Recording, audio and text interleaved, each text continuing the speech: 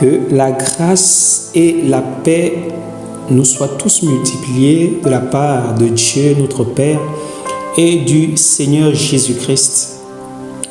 Voilà, que le Seigneur soit béni. Et nous voulons aborder la question de la connaissance de Dieu, connaître qui est Dieu et qui est Jésus. Parce que c'est un sujet que nous trouvons très capital et très fondamental. Comme le Seigneur Jésus-Christ l'a dit, la vie éternelle, c'est qu'ils te connaissent, toi, le seul vrai Dieu, et celui que tu as envoyé, Jésus-Christ, dans Jean chapitre 17 au verset 3. Voilà, donc nous voulons aborder ce sujet parce que nous le trouvons très important, parce qu'il touche à la vie éternelle. Et voilà, Seigneur, nous te rendons grâce. L'honneur, la gloire et la majesté sont à toi. Nous soumettons à toi, à ton Esprit Saint. Conduis-nous dans toute la vérité, Père, afin que nous annoncions, Seigneur, ta parole par le Saint-Esprit, au nom de Jésus-Christ. Amen. Donc voilà, nous allons aborder la question de la connaissance de Dieu. Qui est Dieu et qui est Jésus? Vous voyez un peu. Nous allons d'abord parler de la connaissance de Dieu, de ce qu'on peut connaître de Dieu. Voilà, de faire la différence entre la connaissance de Dieu, ce qu'on peut connaître de Dieu. Voilà, et on va voir qu'il y a une différence entre les deux termes, en fait, c'est-à-dire la connaissance de Dieu, voilà, c'est-à-dire la connaissance de Dieu et ce que l'on peut connaître de Dieu. Donc, je vais être un peu plus clair dans la suite. En fait, l'Écriture nous fait comprendre que la vie éternelle, c'est la connaissance de Dieu. Vous voyez un peu, dans Jean chapitre 17, verset 3. Donc, non pas seulement Dieu, mais aussi Jésus-Christ, en fait. Il est dit, la vie éternelle, c'est qu'ils te connaissent, toi, le seul vrai Dieu, et celui que tu as envoyé, Jésus-Christ. Pas ou celui que tu as envoyé, Jésus-Christ. Donc, la vie éternelle, c'est connaître et Dieu et Jésus. C'est très important. Jésus qui a été envoyé. Vous voyez un peu, c'est cela la vie éternelle.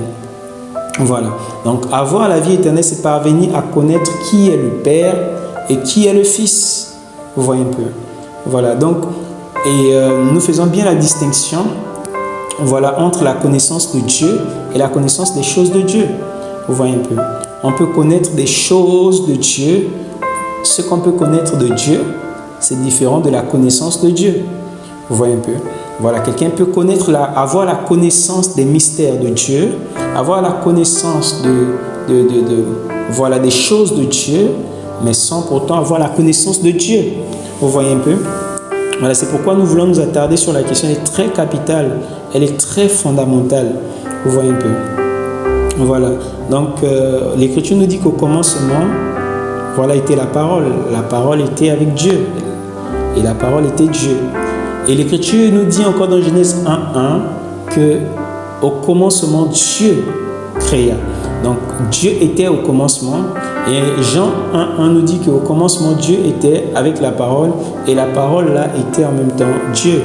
Vous voyez un peu. Donc nous voulons aborder ce sujet par la grâce du Seigneur.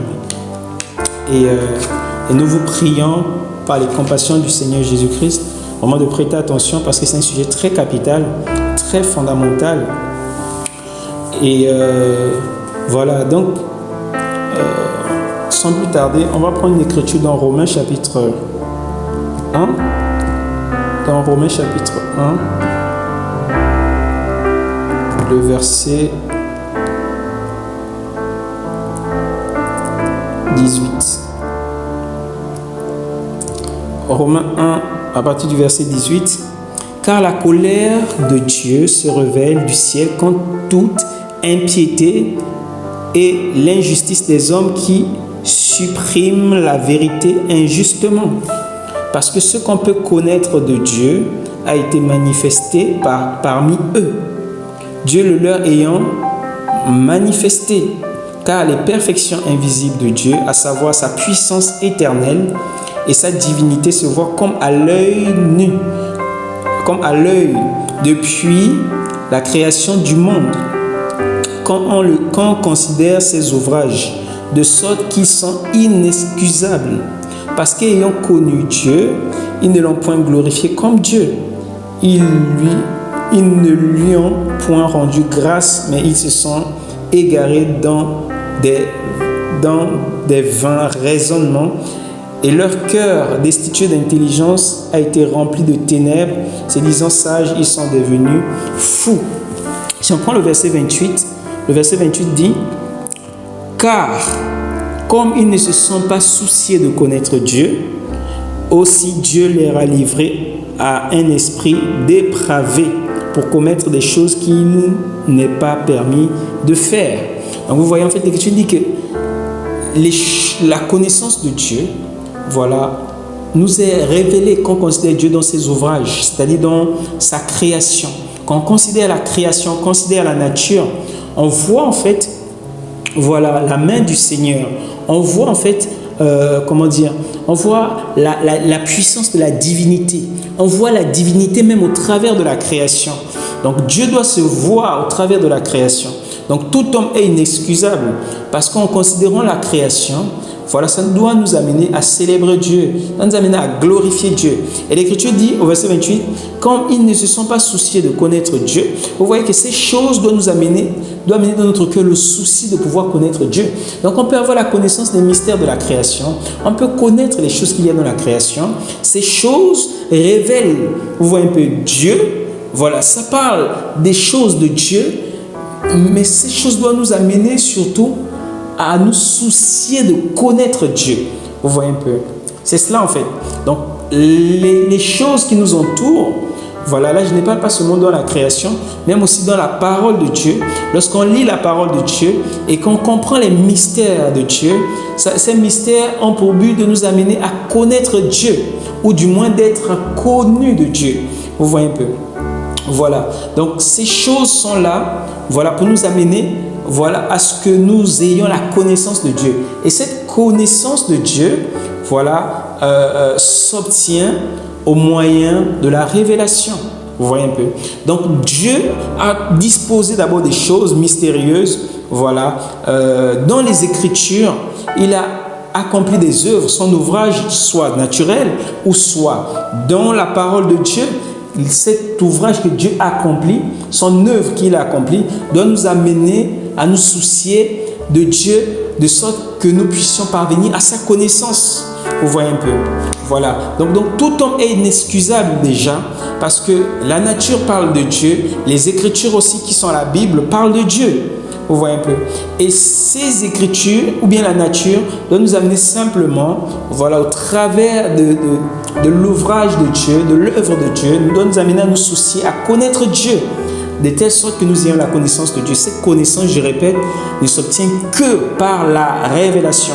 Parce que Jésus-Christ dit, dans Luc chapitre 10, voilà, au verset 22, que toutes choses m'ont été données de la part de mon Père. Personne ne connaît le Père si ce n'est le Fils. Personne ne connaît aussi le Fils. Personne ne connaît le Fils si ce n'est le Père. Personne ne connaît le Père si ce n'est le Fils. Si ce n'est celui à qui le Fils veut le révéler. Vous voyez un peu. Donc, c'est une question de révélation. Donc, Dieu doit connaître Dieu, c'est la révélation. Vous voyez, mais pour parvenir à cette révélation, il faut déjà avoir conscience des choses de Dieu qui nous entourent, c'est-à-dire conscience de sa parole, voilà, des Saintes Écritures, qui sont de l'œuvre que Dieu a fait dans les Saintes Écritures, vous voyez, qui doit nous amener à la connaissance de Dieu, qui doit nous amener à nous soucier, voilà, de Dieu, de telle sorte que nous puissions parvenir à sa connaissance par la révélation. C'est très important, la révélation. Voilà, donc Dieu doit se révéler à notre esprit, à notre intérieur. C'est une révélation intime. C'est l'intimité, vous voyez un peu, qui doit nous amener à connaître Dieu. Vous voyez? Voilà. Donc, cette connaissance-là, voilà, ne s'obtient que par révélation. Donc, on peut connaître les choses de Dieu. On peut connaître les mystères qu'il y a dans la parole, voilà, sans pourtant connaître Dieu. Vous voyez un peu? Et la connaissance de Dieu est très capitale. La connaissance de Dieu est indispensable pour l'adoration. Jésus-Christ a dit à la femme samaritaine que vous adorez ce que vous ne connaissez pas. Donc, pour adorer véritablement, voilà, il faut avoir la connaissance de celui que l'on adore. Vous voyez un peu. Et même la foi, on ne peut pas avoir une foi solide dans celui que l'on ne connaît pas. Donc, une foi certaine, authentique, demeure quand on connaît celui en qui on a cru. Vous voyez un peu. C'est cela en fait. Et comment reconnaître qu'on a cru en Dieu? Voilà, le Seigneur Jésus-Christ l'a dit. Jésus dit dans Jean chapitre 8, on peut prendre cette écriture au verset, Jean 8 au verset 54.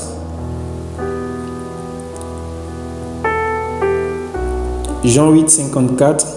Jésus répondit, si je me glorifie moi-même, ma gloire n'est rien. C'est mon Père qui me glorifie. Lui dont vous dites, il est votre Dieu. Verset 55 qui nous intéresse. Cependant, vous ne l'avez point connu. Mais moi, je le connais. Et si je disais que je ne le connais pas, je serais un menteur comme vous. Mais je le connais et je garde sa parole. Donc Jésus-Christ dit aux Juifs, les Juifs disent que Dieu est notre Dieu, Dieu est notre Dieu. Jésus-Christ dit que vous dites que Dieu est votre Dieu, mais vous ne le connaissez pas. Mais moi, Jésus, je connais Dieu. Je connais Dieu et la preuve que je connais Dieu, c'est que je garde sa parole. Ça veut dire quoi? Pour reconnaître quelqu'un qui connaît Dieu et pour vous identifier, pour vous examiner vous-même, pour savoir si vous connaissez Dieu, c'est si vous gardez sa parole. Si vous ne gardez pas sa parole, vous ne le connaissez pas, qui que vous soyez. Même si vous prêchez des mystères et des mystères, si vous ne gardez pas la parole de Dieu, vous ne le connaissez pas. Vous n'avez jamais connu Dieu. Et si vous ne connaissez pas Dieu, Dieu ne vous connaît pas. Et je prends encore ce que dit Jean dans 1 Jean. Voilà, 1 Jean chapitre 2, le verset 3 à 4. Verset 3, 1 Jean 2, 3. Et par ceci, nous savons que nous l'avons connu. Savoir si nous gardons ses commandements. Donc, Jean dit, nous l'avons connu, c'est si nous gardons ses commandements. Il continue au verset 4 en disant, celui qui dit, je l'ai connu, et qui ne garde point ses commandements, est un menteur, et la vérité n'est point en lui. Et c'est cela, en fait, mes frères et mes sœurs, ainsi que tous ceux qui écouteront encore ce message. Voilà. Donc, l'Écriture nous fait comprendre que si quelqu'un dit qu'il a connu Dieu et qu'il ne garde pas ses commandements, cette personne, c'est un menteur. Il n'y a point de vérité en lui. Donc, on doit s'examiner soi-même pour vérifier est-ce qu'on garde les commandements du Seigneur.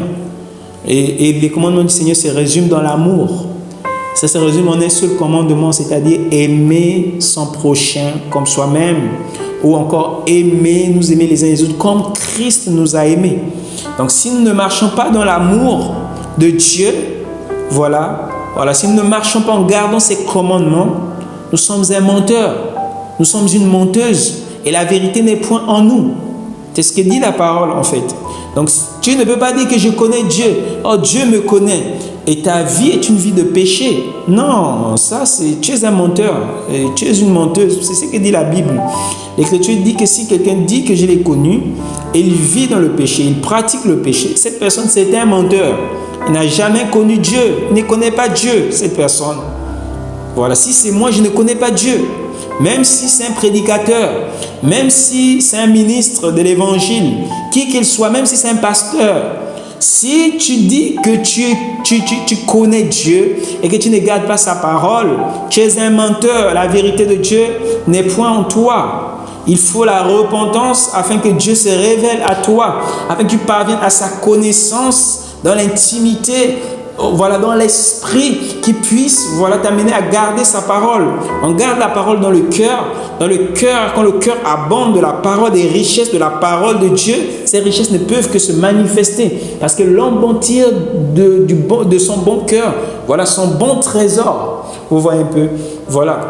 Donc quand le cœur est rempli de la parole de Dieu, c'est de l'abondance du cœur que la bouche parle, que la bouche s'exprime, que le corps manifeste les œuvres.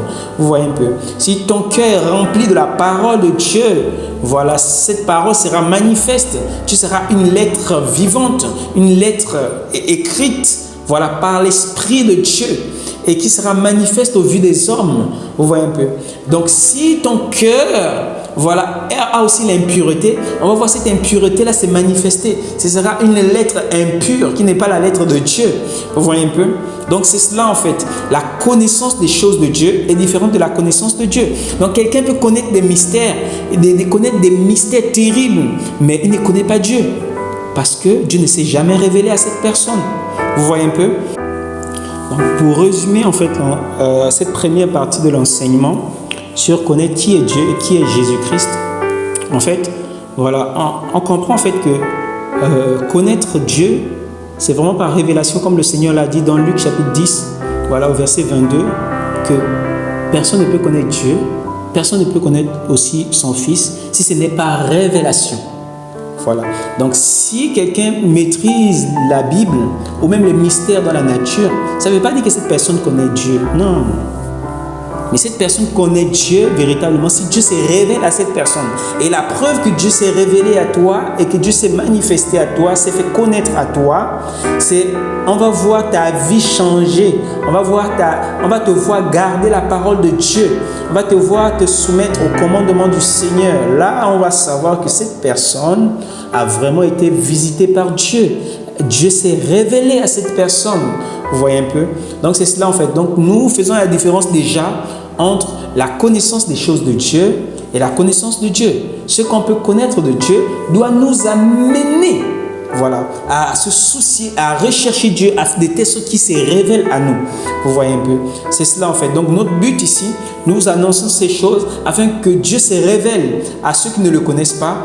Et pour ceux à qui Dieu s'est déjà révélé, qu'ils soient encouragés, et ceux à qui Dieu s'est révélé et qui ne connaissent pas Dieu parce qu'ils vivent n'importe comment, ils marchent voilà, dans l'impiété terrible, nous leur annonçons ce message afin qu'ils puissent voilà, se ressaisir et réformer leur voie, qu'ils puissent marcher en gardant la parole du Seigneur et en craignant Dieu.